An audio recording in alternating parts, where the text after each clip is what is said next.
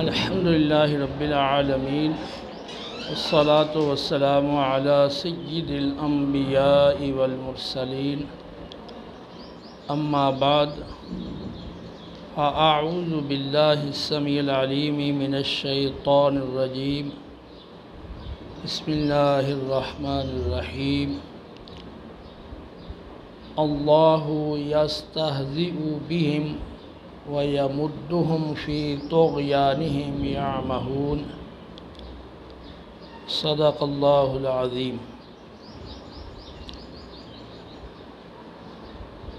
اللہ رب العالمین جل جلالہ کا ارشاد ہے، اللہ یستہزئ بہم۔ اللہ تعالیٰ منافقین کو ان کے مذاق اڑانے کی، ان کی اس روش کی سزا دے گا۔ وَيَمُدُّهُمْ فِي طُغْيَانِهِمْ يَعْمَهُونَ، اور وہ انہیں مہلت دیتا ہے، ڈھیل دیتا ہے، اس حال میں کہ وہ اپنی سرکشی میں بھٹکتے پھر رہے ہیں۔ یامہون، الامہ اس شخص کو کہتے ہیں جو راستہ بھول جائے اور اس کو سمجھ میں نہ آئے کہ وہ کیا کرے، وہ متحیر ہو، سرگرداں ہو۔ اللہ رب العالمین جل جلالہ منافقین کو ان کی اس منافقانہ روش کی سزا دیتا ہے اور اپنی شان کے لائق ان سے استہزاء فرماتا ہے۔ اس پر گفتگو پچھلے درس میں ہو چکی ہے۔ وَيَمُدُّهُمْ فِي طُغْيَانِهِمْ يَعْمَهُونَ، اللہ تعالیٰ ان کی رسی کو دراز کر دیتا ہے، انہیں ڈھیل دیتا ہے، اس حال میں کہ وہ اپنی سرکشی میں اندھے بن رہے ہیں، اپنی سرکشی میں بھٹکتے پھر رہے ہیں۔ قرآن پاک کے اس حصے کی وضاحت سمجھنے کے لیے میں آپ کے سامنے چند سوالات قائم کر کے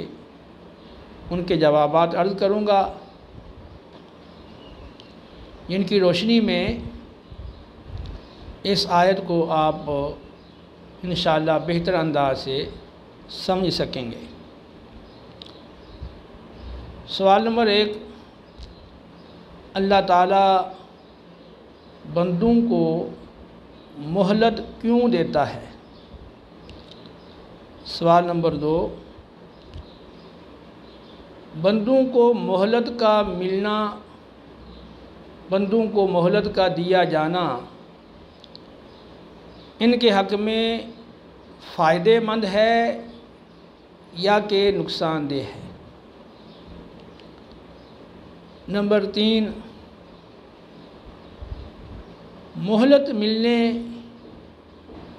کے نقصان کی صورت کی وضاحت کریں۔ نمبر 4، جن لوگوں کے حق میں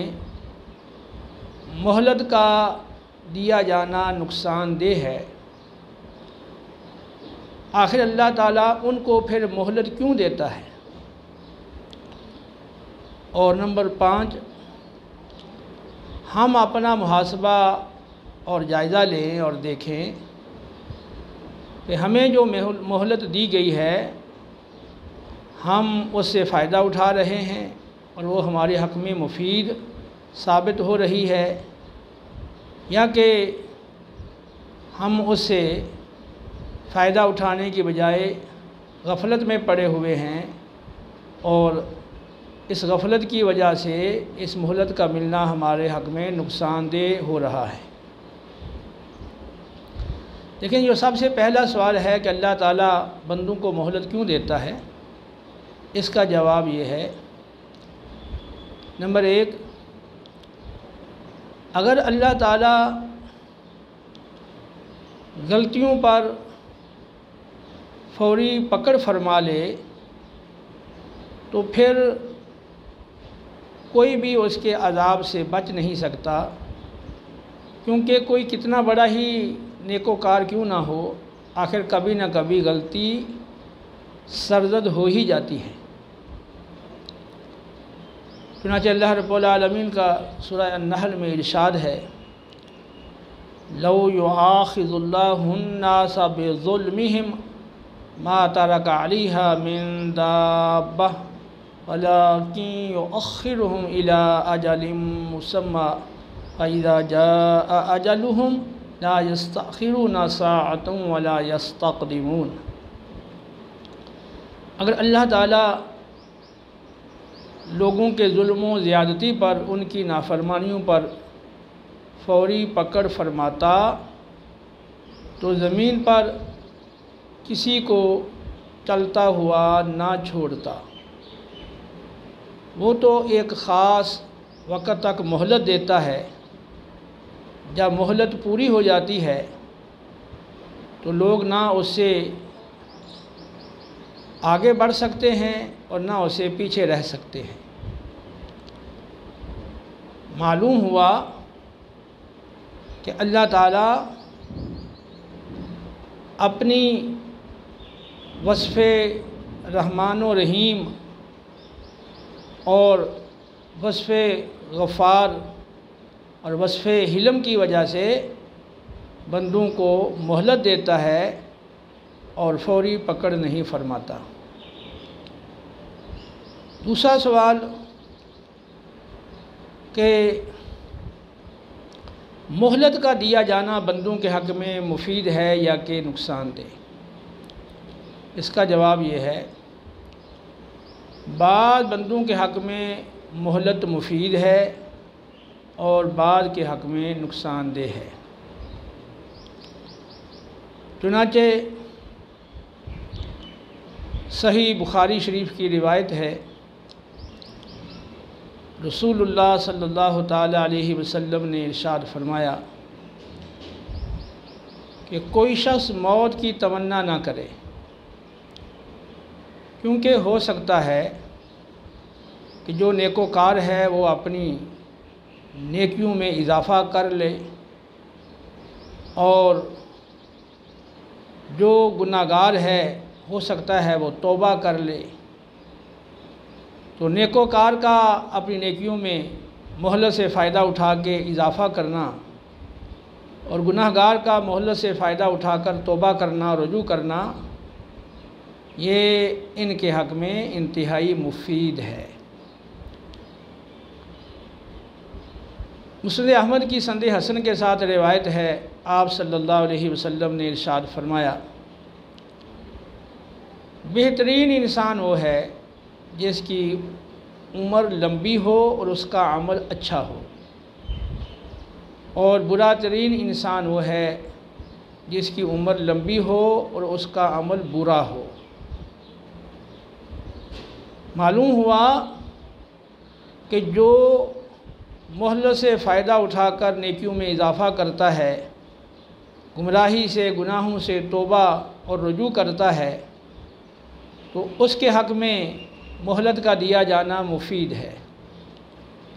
اور جو اس سے فائدہ اٹھانے کی بجائے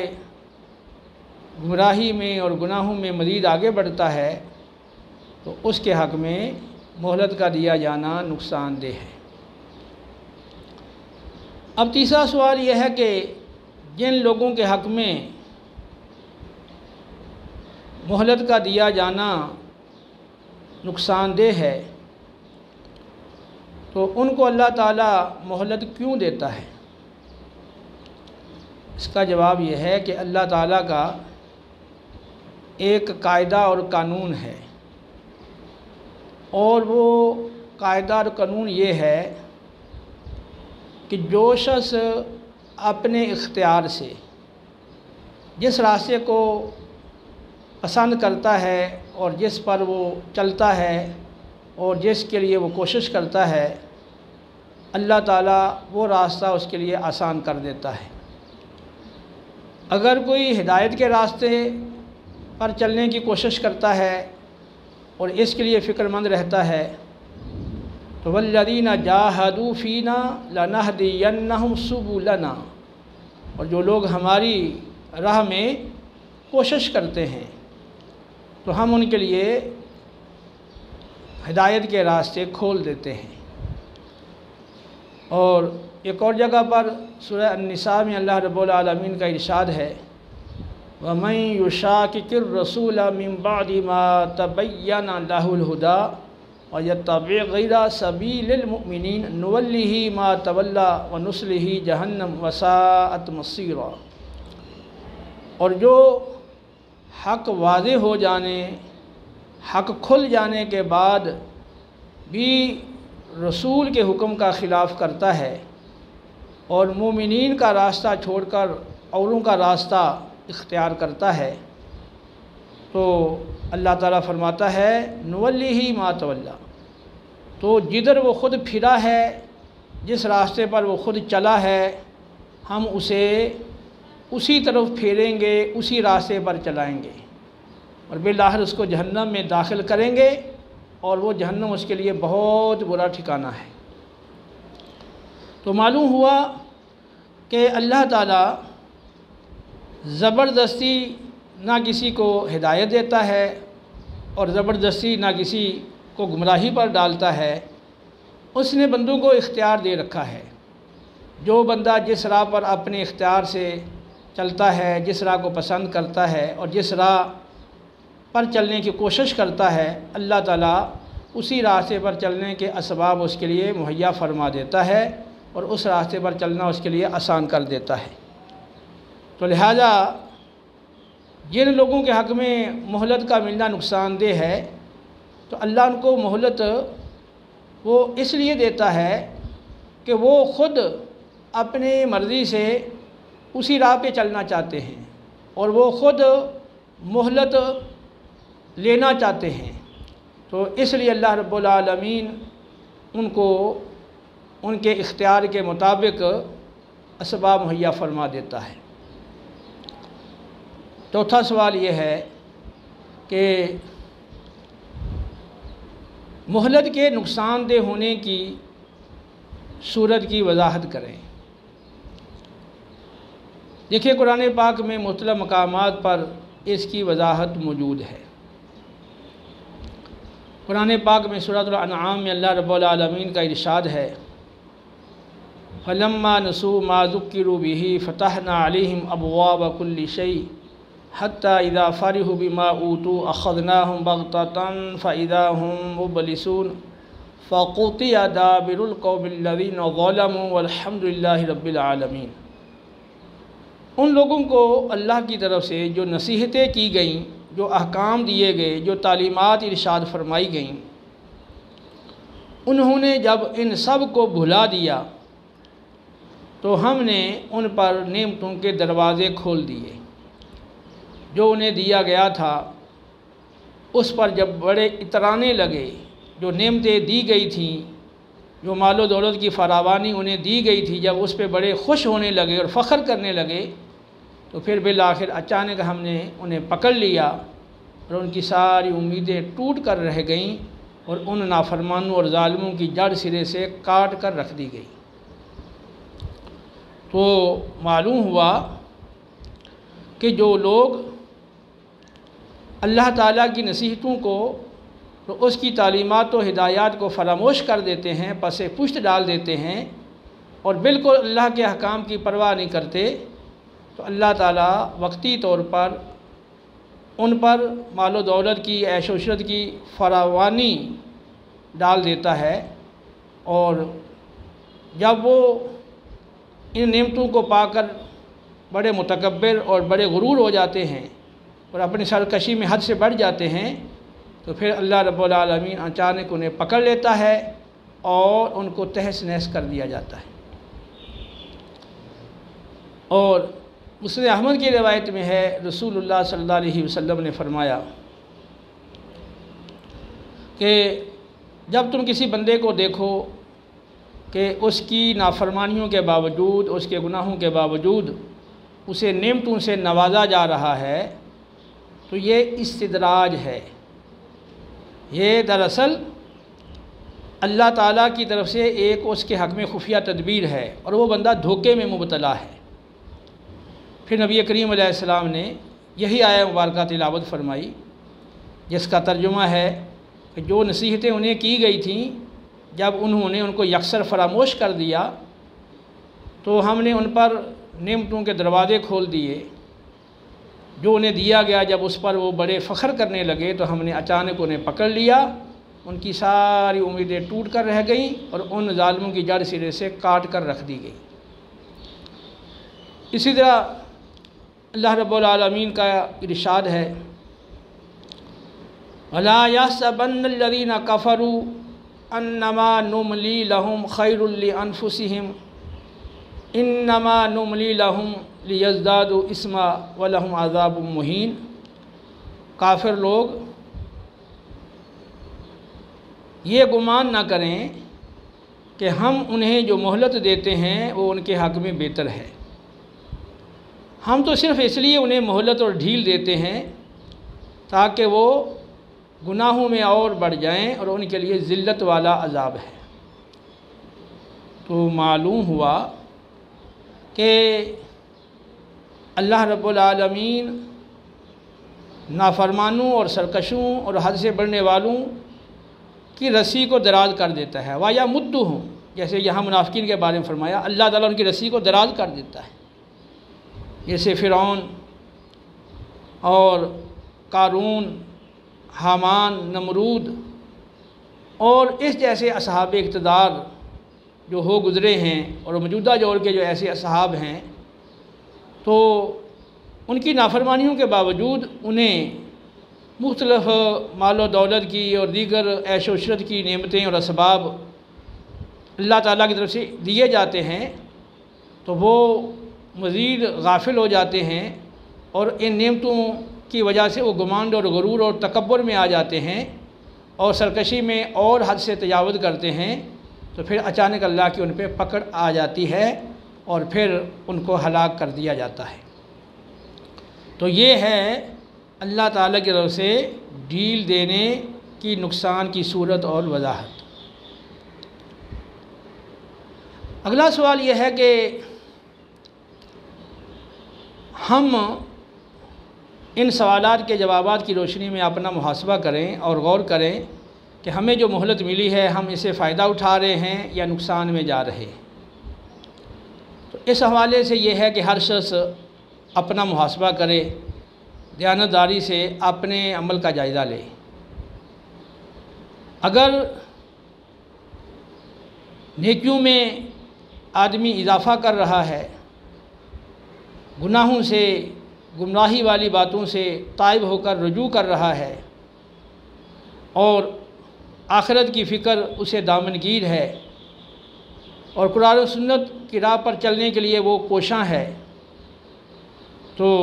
ایسا شخص اللہ کی دی ہوئی مہلت اور زندگی اور عمر سے فائدہ اٹھا رہا ہے،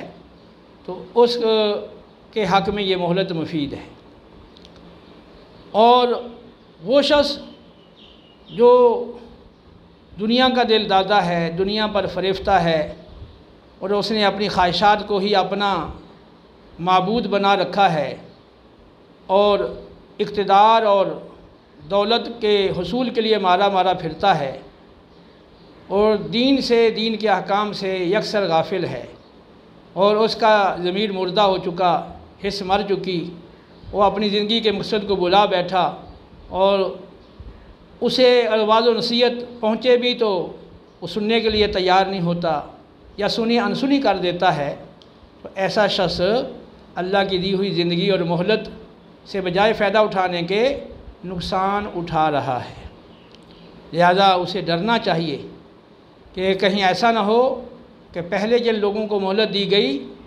اور وہ اس مہلت کی وجہ سے مزید سرکشی میں بڑھے اور ہلاک ہوئے، تو کہیں اس کے ساتھ بھی ایسا معاملہ نہ ہو۔ دیکھیں اللہ رب العالمین جل جلالہ بندوں کو جو مہلت دیتا ہے تو اس کی ایک وجہ یہ بھی ہے کہ بندہ بروز قیامت اللہ کی بارگاہ میں کوئی عذر پیش نہ کر سکے۔ اللہ رب العالمین کا سورہ فاطر میں ارشاد ہے وَهُمْ يَصْطَرِخُونَ فِيهَا، جب وہ مشرکین و کفار جہنم میں چیخ اور چلا رہے ہوں گے، ربنا اخرج نعمل صالحا غیر الذی کنا نعمل، اے ہمارے رب ہمیں جہنم سے نکال دے، اب ہم نیک عمل کریں گے، وہ کام نہیں کریں گے جو پہلے کیا کرتے تھے۔ اللہ فرمائے گا اولم نعمرکم ما یتذکر فیہ من تذکر وجاءکم النذیر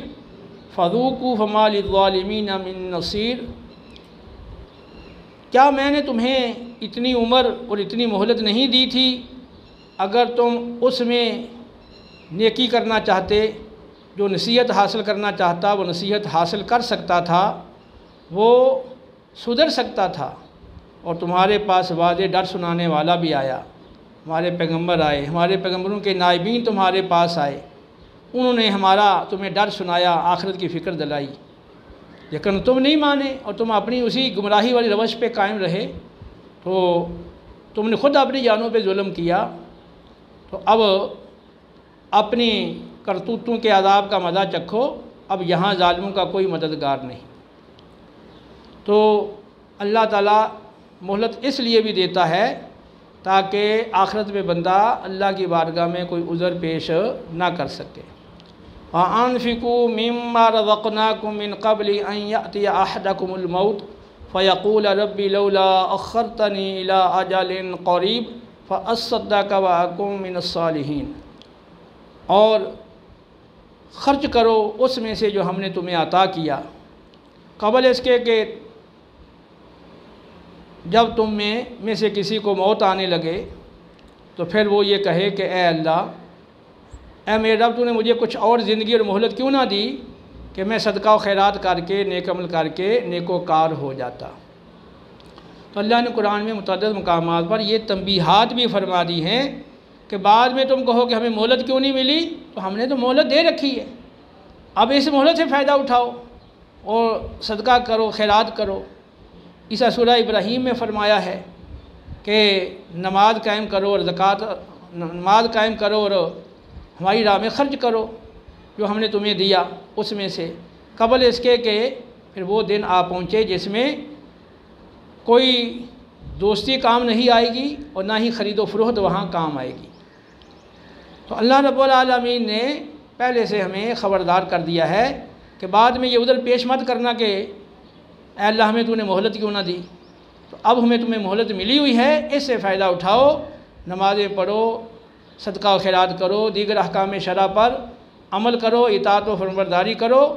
تاکہ تم فلاح پا سکو۔ تو یہ ہیں سوالات اور ان کے جوابات۔ اب ان کی روشنی میں آپ قرآن پاک کے اس حصے کو سمجھیں، وَيَمُدُّهُمْ فِي طُغْيَانِهِمْ يَعْمَهُونَ۔ پیچھے گزرا کہ جو منافقین ہیں وہ مسلمانوں کا مذاق اڑاتے ہیں، تو یہاں فرمایا گیا کہ اللہ تعالیٰ